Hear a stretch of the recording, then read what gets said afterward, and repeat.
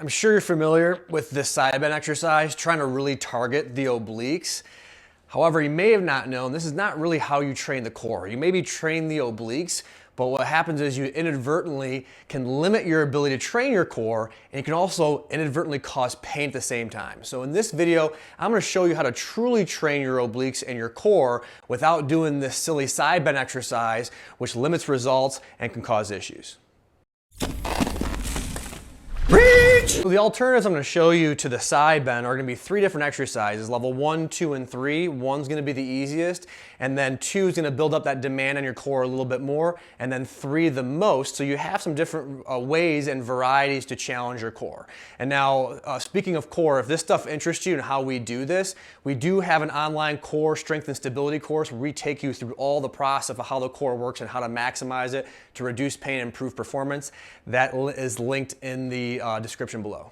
All right, with any exercise, we first want to know why are we doing it. So when we dissect this exercise here, why are we doing it? Well, the idea behind this popular exercise, which I think is ineffective and you can do better things than that, is to train the obliques through a side bending exercise. However, what are the obliques? The obliques are these muscles that are on the sides here, shaped like this, and this, the internal and external obliques. And the way they're oriented, actually what they're for is for rotating or actually anti-rotating.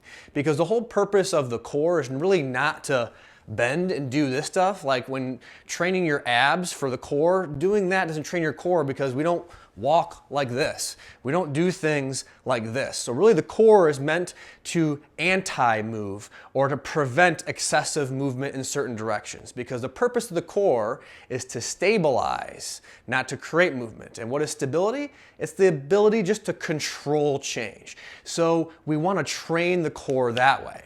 So with that being said, just bending a ton to the side doesn't make sense. We can train the obliques the right way with a few different variations I'm going to show you now. The easiest thing you can do if you already have a weight and you're doing these silly side bends is really do what's called a suitcase carry. And all that is you hold the weight, you don't bend, and you walk with it. Right? Seems super silly or super easy, but it's very, very effective. And so if you just want to check to make sure your obliques are working, what you can do is take your opposite hand, push into your side. You'll notice a little jelly there, a little bit of give. And you go on the other side, you'll feel it's rock hard. Those muscles are contracting. So what's happening right now? My obliques and other core muscles on this side are working hard to prevent me from bending over this way. So I'm anti-bending. So if I'm holding onto the weight on my right hand, the left side is really working.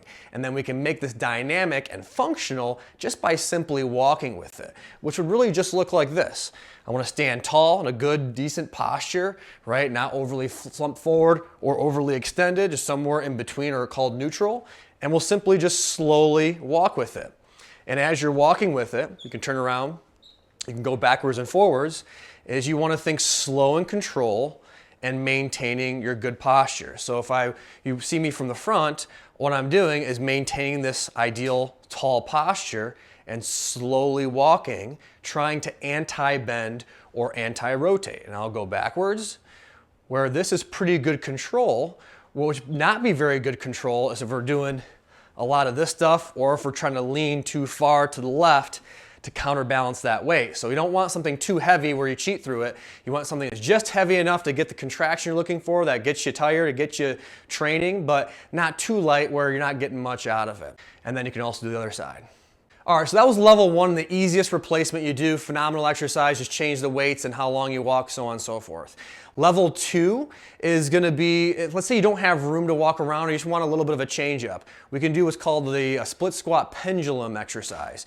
So with this, I'll turn to my side, and all I'm going to do is put one leg forward and one leg back. So if you're holding on with your right hand, I'd say start with your left leg forward, and instead of being this way, let's go left leg forward, right leg back, feet flat, and then you're just going to lean a little bit so your butt goes backward.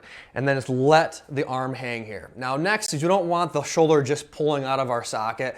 What you want to do is pack the shoulder. So bring the shoulder down or pull the shoulder blade down towards your back pocket so it's not way down here or up into your ear. So I'm going to pack that shoulder, and then once I have that, all I'm going to do is slowly add a little bit of a swing like a pendulum back and forth. And I'm holding this, controlling it, trying to anti-move my body, just letting the weight swing back and forth. So as I do this, this weight is challenging me from not falling over forward and backward. So when this weight goes forward, my body wants to go here. When the weight comes back, my body wants to go here. So my core and my pelvis is all anti-moving and train the core the right way to not come out of center. Here's what it looks like from the front. So I get my position, and I'm just gonna slowly swing with control. You can add a little bit more, a little bit less, or change the weight. If it's just too challenging, even with little changes, well, first reduce the weight, but try switching legs. This might be a little bit more comfortable for you to start, where you're swinging with the same leg forward as the arm that's swinging. All right, there we have level 1 and level 2, two very simple replacements for the side bend.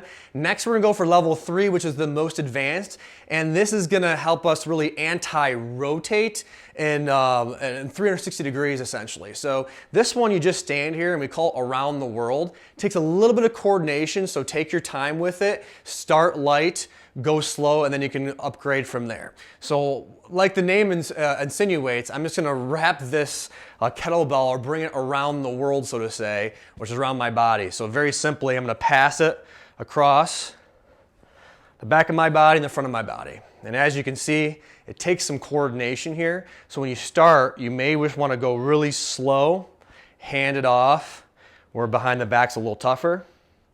And you can still get some good challenge with this, but just make sure you're staying centered. So if you have some arm mobility issues, make sure you're not, passing it behind your back like this and doing a lot of bending, right? Ideally, you want that tall posture, nice neutral position, and we're gonna pass this around the world, so to say.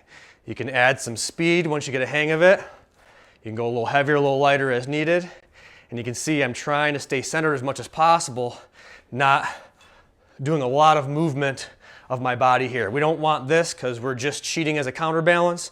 We really want to stay centered, which challenges our core the most. And then when you get a little tired or you're ready, switch sides. So there you have it. Those are 3 different levels of exercise you can use to replace your side bend that not only trains your obliques, but your entire core as a whole. So if you're doing these side bends, get rid of those forever. Start with level 1 and move on to level 2 and level 3 and use those to train your obliques and your core, not the side bend ever again. Hey, if you're not subscribed to the channel already, please subscribe, like this video. And if you like how we're showing you popular exercises that you can make better, we've got more of these. So check them out and then also comment below of other exercises you'd like to see us give you the better version of, and we'd be happy to make that video.